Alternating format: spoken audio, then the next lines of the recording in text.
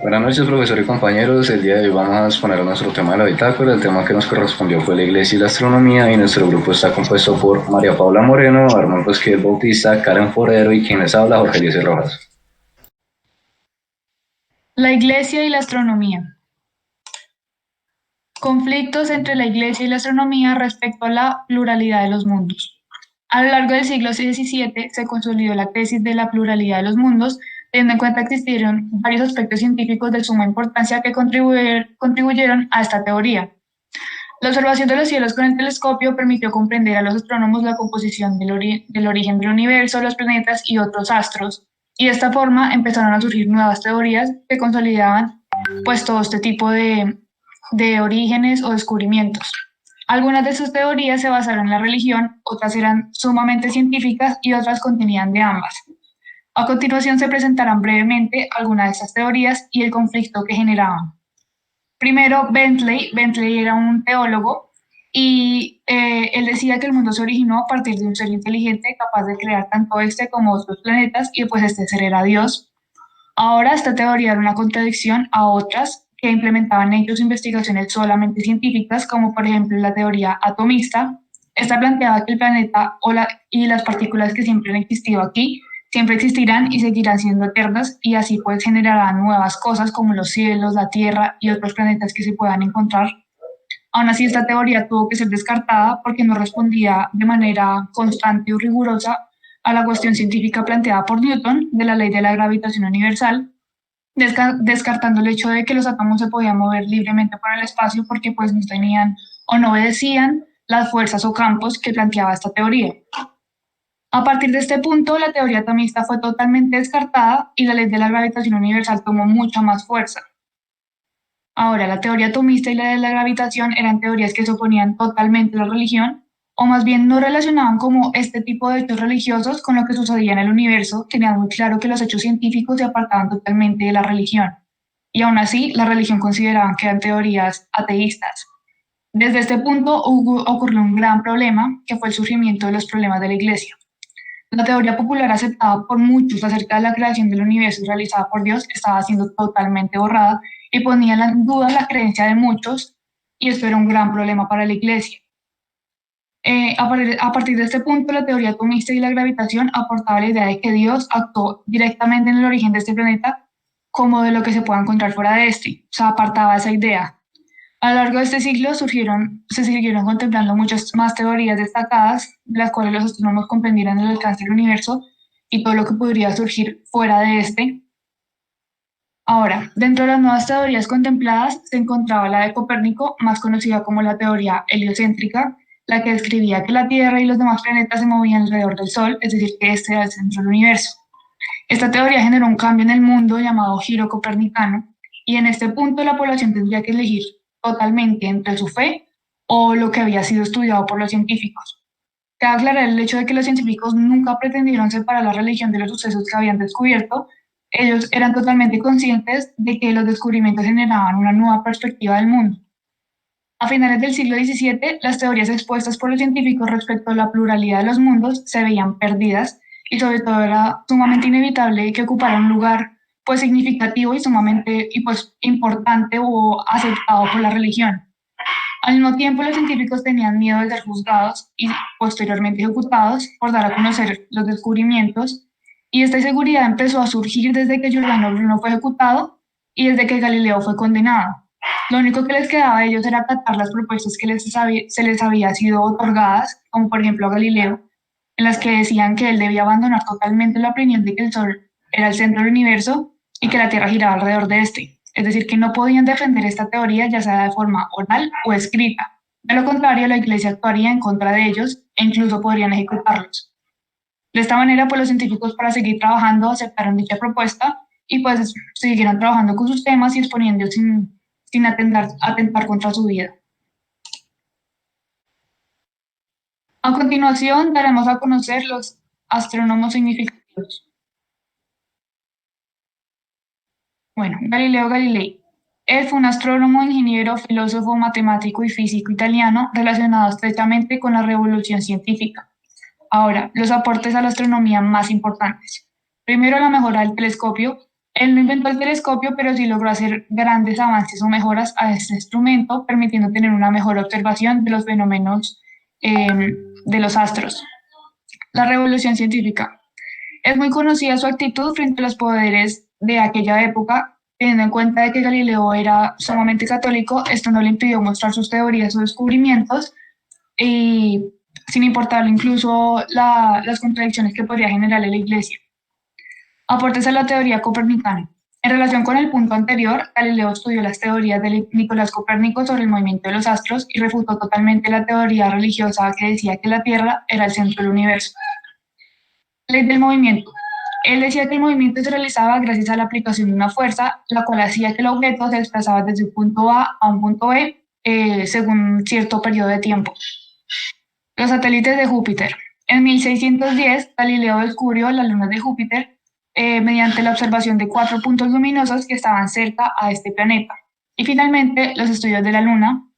Con los estudios de la Luna, él realizó grandes aportes en donde decía pues sus estudios tanto del movimiento del satélite como el tiempo que tardaba en estar totalmente iluminado o totalmente oscuro. Ahora, la Iglesia y la astronomía. Es cierto que había una controversia relativa en cuanto a las interpretaciones de la escritura.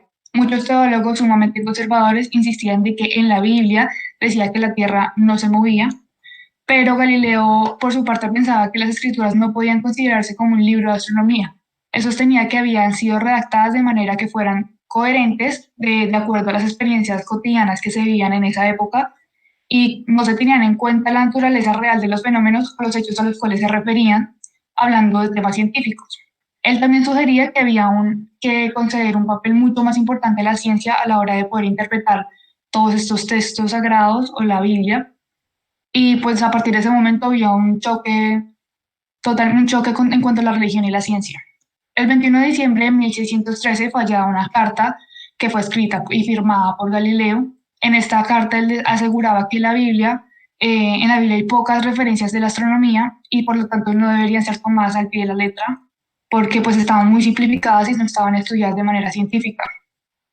Los problemas no se limitaban totalmente a la cuestión de la interpretación de estas escrituras y a la iglesia no le resultaba nada fácil aceptar la cosmovisión que chocaba con la idea principal que decía Aristóteles de que la Tierra pues era el centro del universo y que los cielos la rodeaban, y que si por este motivo, teniendo en cuenta esto, si la Tierra no era el centro del universo y alrededor no giraba el Sol, la imagen del universo o de la humanidad como el centro de la creación pues se veía totalmente perdida, y pues para ellos no tenía un caso de que ellos no fueran el centro del universo creado por Dios. Por otro lado, la cosmovisión copernicana abría la puerta de la posible existencia de otros planetas habitados, y esto también era un constante problema para la Iglesia. Los descubrimientos de Galileo fueron conocidos con oposición dentro de la Iglesia Católica, y en 1616 la Inquisición declaró el heliocentrismo como una teoría errónea. Los libros heliocéntricos estuvieron prohibidos y Galileo fue condenado a abstenerse a enseñar de manera oral o escrita este tipo de ideas. Asimismo, Galileo fue condenado el 22 de junio de 1633 en un tribunal de la Inquisición y tuvo que ser recluido de manera domiciliaria. Aún así, muchos jueces no aceptaron esta sentencia, por lo cual no fue firmada, y Galileo pudo seguir dedicando su ciencia. Murió el 8 de enero de 1642 en Florencia a los 77 años. Nicolás Copérnico nació en 1473 y murió en 1543 a sus 70 años. Su libro de Revoluciones de las Esferas Celestes suele ser considerado como el punto inicial o fundador de la astronomía moderna, además de ser una pieza clave en lo que se llamó la revolución científica en la época del Renacimiento. Copérnico pasó cerca de 25 años trabajando en el desarrollo de su modelo heliocentrista del universo. Nicolás Copérnico y su teoría del heliocentrismo fue la más reconocida y revolucionaria aportación de Nicolás Copérnico. Antes de su teoría se había seguido el modelo de Ptolomeo, que promovía que la Tierra era el centro del universo, es decir, el geocentrismo. La teoría de Copérnico marcó el comienzo de una revolución en astronomía al indicar la falsedad de la teoría geocentrista de Claudio Ptolomeo, que consiste en que el Sol, las estrellas y los demás planetas orbitaban a la Tierra. Copérnico propuso un modelo de universo esférico en el que tanto la Tierra como los planetas y las estrellas giraban alrededor del Sol. Esta aportación de Copérnico a la ciencia es la más revolucionaria en la historia de la humanidad, pues implicó un cambio de paradigma para las ciencias, y es que a partir de ese momento la ciencia comenzó a basarse en observaciones y mediciones matemáticas y no en creencias y sencillas afirmaciones teóricas. Copérnico y la Iglesia. Fue el primero en atravesar y a desafiar la idea del cosmos que dominaba en el siglo XVI. Copérnico no solo estaba ofreciendo una nueva forma de entender el universo, sino que contradecía la idea del hombre y de Dios, que la Iglesia había defendido por más de 1000 años. El 24 de febrero de 1616 se reunió una comisión formada por 11 teólogos. Ninguno era astrónomo, pero unánimemente concluyeron que la idea de que el Sol era el centro del universo y estaba inmóvil era absurda en la filosofía y formalmente herética por contradecir la Sagrada Escritura. Asimismo, señalaron que afirmar que la Tierra no era el centro del universo y giraba sobre sí misma era absurdo y erróneo a la fe.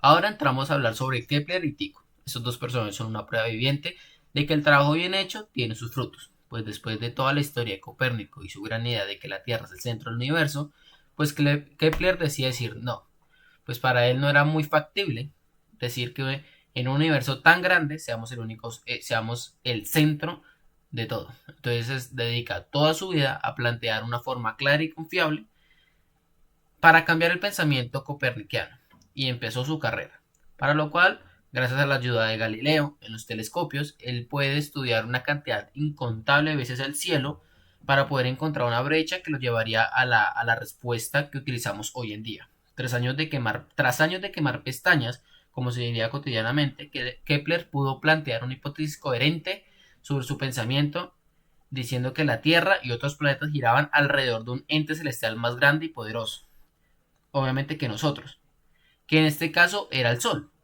Tenía una fuerza gravitacional mucho más alta y de igual manera la masa, por lo cual planteó que girábamos de forma circular alrededor del Sol.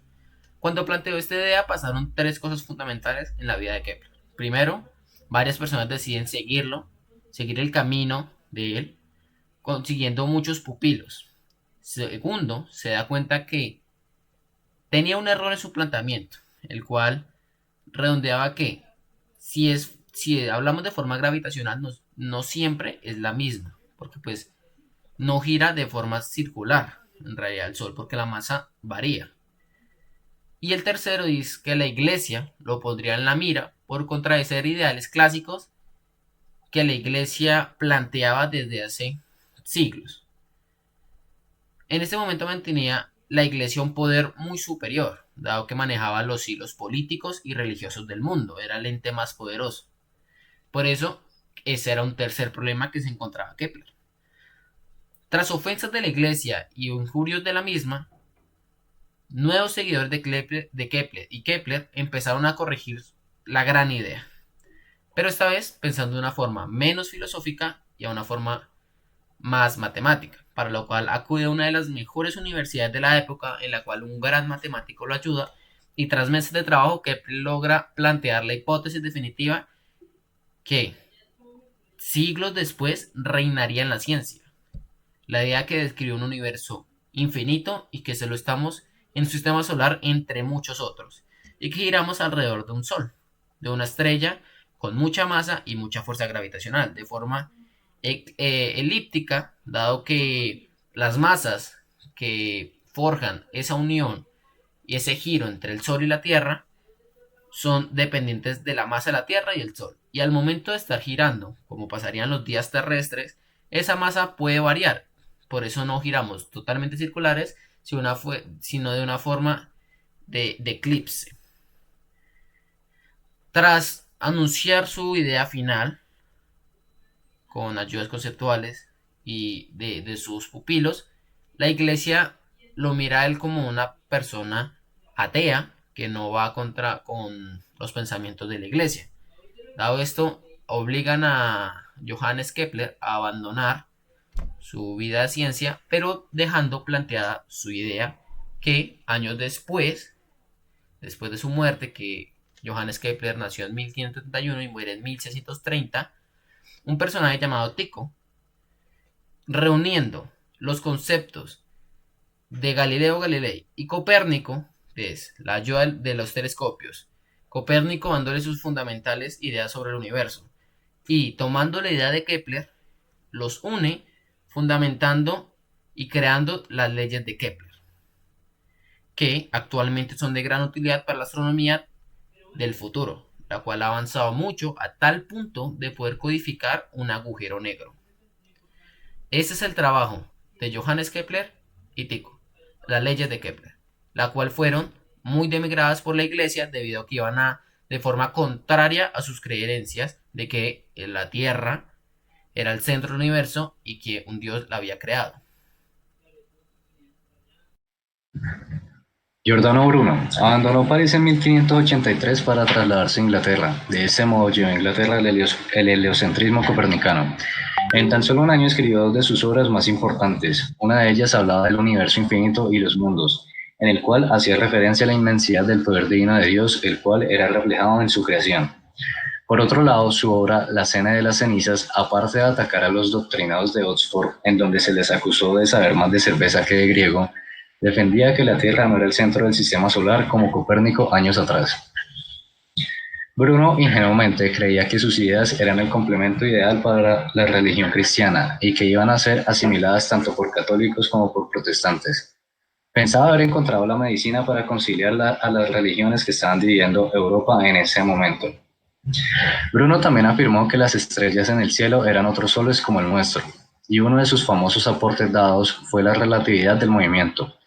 Bruno muestra que la Tierra no es estática. Si cae una piedra desde la parte superior del mástil de un barco en movimiento, caerá aún al pie del mástil, sin importar el movimiento del barco, demostrando que uno no puede considerar el movimiento de un cuerpo en términos absolutos, solo con un sistema de referencia. Sin embargo, los protestantes de ese tiempo no admitían sus ideas. Los católicos lo consideraban directamente herético. Era inconcebible que la Tierra no fuera el centro del universo y era aún menos aceptable, tal como sostenía Bruno, que Dios formara parte del universo. Según la Iglesia de Roma, Dios estaba por encima de todas las cosas. Bruno, en 1575, fue acusado de herejía y pudo haber negado todo aquello en lo que creía para salvar su vida, pero no lo hizo. Prefirió ser fiel a sus principios y esperar una sentencia favorable.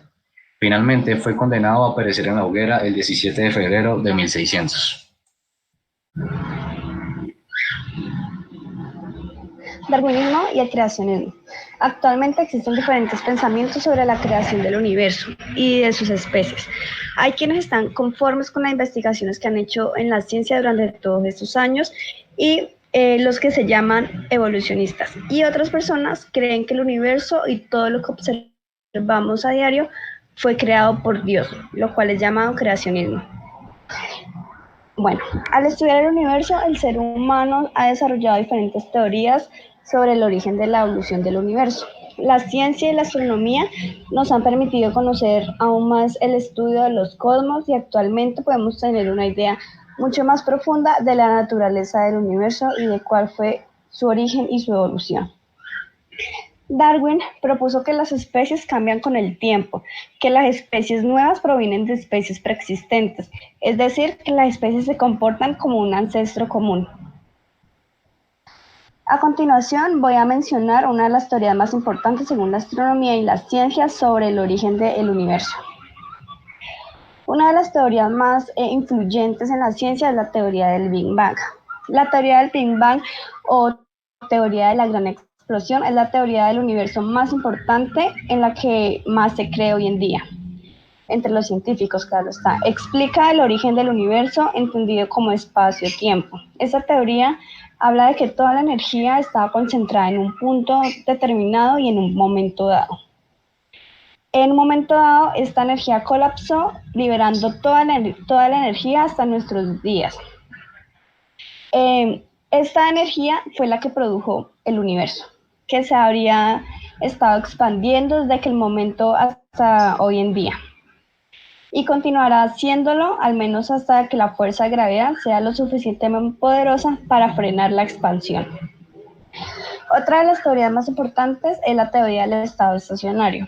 Esta fue una teoría alternativa a la del Big Bang, y según esta teoría el universo siempre ha existido, y esto se cree porque se creaba materia continuamente, y se cree que en esta teoría no tiene principio ni tiene fin, porque no inició como una explosión como la teoría del Big Bang, y tampoco se acabará en un futuro lejano. Y también nos dice que el universo no solo presenta el mismo aspecto visto desde cualquier punto, sino que en cualquier instante de tiempo, es decir, en cualquier propiedad de su espacio-tiempo, son constantes. Bueno, otra teoría es la teoría del universo oscilante.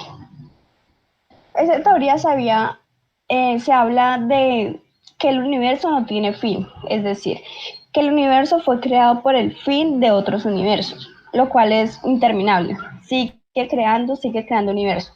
En una época es igual a una oscilación completa, comenzando desde un evento, por ejemplo, el Big Bang. Ahora les hablaré acerca de la teoría del creacionismo, que está basada en la religión. La teoría del creacionismo está basada en que el universo fue creado por una fuerza extrema llamada Dios. Esta teoría no depende del modelo cosmológico, ni de la astronomía, sino que depende de la fe cristiana de las personas, en que Dios es el creador de todas las cosas. Bueno, esta teoría está basada en el libro de Génesis, que es el primer libro de la Biblia, que habla del origen de todo, y donde nos habla que Dios creó el mundo y las especies en 6 días. Bueno, ¿quién fue Charles Darwin? Charles Roberto Darwin nació el 12 de febrero de 1809 y murió el 19 de abril de 1882 por causa de una enfermedad. Fue un naturalista inglés que publicó una de las obras científicas más influyentes en el mundo. Este libro fue El origen de las especies, que narraremos más adelante. Esta obra asentó las bases de la evolución. Esta publicación lo hizo merecedor de ganarse el título del padre de la biología moderna, pues demostró su teoría mediante observaciones y experimentos, algo fundamental en todas las investigaciones del mundo de la biología. Darwin definió la evolución como la dependencia de la modificación, la idea de que las especies cambian a lo largo del tiempo y que dan origen a nuevas especies y comparten un ancestro común. Bueno, los viajes de Charles Darwin. Este viaje fue denominado el viaje de Beagle, que fue, las ideas de Darwin surgieron a raíz de sus viajes alrededor del mundo. Gracias a sus observaciones directas, Darwin sospechó que la creencia que teníamos sobre la estabilidad en el tiempo de las especies podría no ser correcta, porque al momento de observar, entre otras, que como más lejos estaban las especies, más diferentes estaban entre ellas, y que estaban muy adaptadas a las condiciones en el medio en que vivían. Este ejemplo lo vio en las Islas Galápagos con unas tortugas, que vio las diferencias respecto al lugar donde se encontraban. Es decir, que sus características eran acordes a sus necesidades. Cuando regresó a Inglaterra, ya era un reputado naturalista, aunque todavía no era nada comparado con lo que es hoy en día. Bueno, esto retomó sus observaciones hechas durante la travesía y empezó a trabajar en el origen de las especies, el libro donde presentó todas las conclusiones de sus investigaciones durante este viaje. El origen de las especies. El origen de las especies fue publicado en 1859 y la última edición que realizó fue en 1872 para arreglar algunos conceptos en este libro. Bueno, en la primera edición, El origen de las especies, Darwin explica cómo las diferentes especies de seres vivos se han originado mediante la actuación de selección natural, que es la teoría en que él basó su libro, a partir de un ancestral común ante todos ellos. En la segunda edición hace unos aportes respecto a la religión, en la que Darwin insertó la frase que dice: no ve razón válida para que su teoría ofenda los sentimientos religiosos de nadie. Y en su quinta edición, Darwin añade un capítulo completo sobre la objeción diversa a la teoría de la selección natural. En esta última edición, a la que nos refiere por norma general, el libro de Darwin introdujo la teoría científica de que las poblaciones evolucionan durante el transcurso de las generaciones mediante un proceso conocido como selección natural. Darwin presentó pruebas que la diversidad de la vida surgió de la descendencia común a través de un patrón ramificado de evolución. Para entender más sobre la propuesta de la evolución de Darwin, bueno, les voy a hablar un poco. Esta propuesta la llamó la selección natural, que es el concepto de selección natural de Darwin, que está basado en las varias observaciones que observó durante su viaje. Los rasgos a menudo son heredables. En los seres vivos, muchas características son hereditarias o pasan de padres a hijos. Otra observación que tuvo fue que se produce más descendencia de la que pueden sobrevivir los organismos que son capaces de generar más descendencia en su medio ambiente, en lo que pueda soportar. Otra observación que encontró fue la descendencia que varía en los rasgos heredables. Es decir, la descendencia en cualquier generación que tendrá rasgos ligeramente distintos entre sí, por ejemplo, el color, el tamaño, la forma, y muchas de esas características se heredan. Bueno, por último, la Iglesia contra Darwin. El axioma fundamental de la Iglesia es que Dios es el creador del universo a partir de la nada.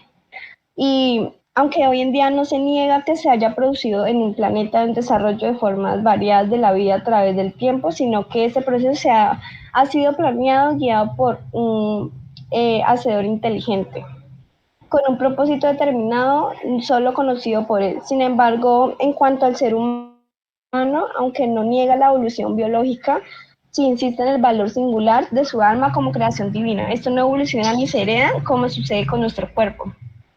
La Iglesia entonces no refutaría la teoría evolutiva en sí, sino que el evolucionismo ateo, o sea, las ideas que el universo y que la vida en la Tierra del ser humano, incluyendo el plano suspecto, no son creaciones de Dios. Existen diferentes evolucionismos hoy en día en la Iglesia. El evolucionismo ateo, que es la que definitivamente niega la existencia de un Dios creador. Y también existe el creacionismo instantáneo o fijismo, que niega la gradual evolución de las formas. Y también, por último, el creacionismo evolutivo, que admite el desarrollo del universo y la evolución de la vida, pero de la mano de Dios. Para concluir, la astronomía al pasar los años ha logrado avanzar a pasos agigantados sobre el porqué y el origen del universo que hoy conocemos. Los diversos físicos, matemáticos, filósofos, entre otras ramas científicas, dieron sus vidas por la investigación científica, como las leyes de Kepler, entre otras. Teniendo en cuenta que con sus descubrimientos no buscaban alejar a las personas de la religión, sino más bien abrir paso a conclusiones sustentadas con la ciencia. Dichas conclusiones generaron controversias para la Iglesia, ya que se encontraban en contra a los ideales de un solo Dios y un solo planeta que gobierna el medio de un ente más grande.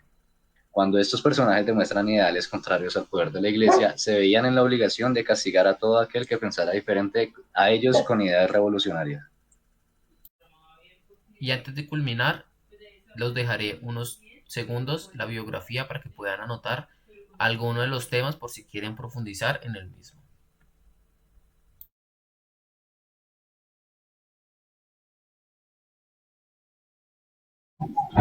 Bueno, esto fue todo el tema en conclusión.